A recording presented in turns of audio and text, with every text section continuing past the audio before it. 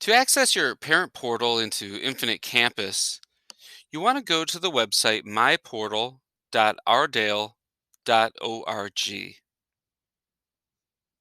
When you go there, you'll be met with this screen here. Now, if you are a new parent or guardian in the district, hopefully you've gotten something in the mail that has both your username and a claim code.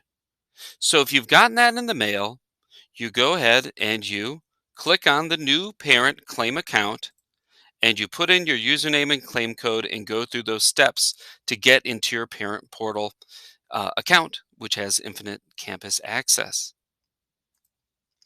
If you know your username and you've already logged in before, go ahead and put in your username and then click go.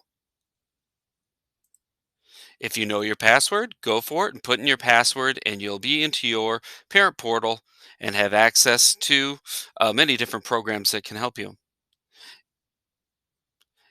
If you forget your password, there is a forget passwords link right here, and you can click on that and that will take you through some steps to reset your password.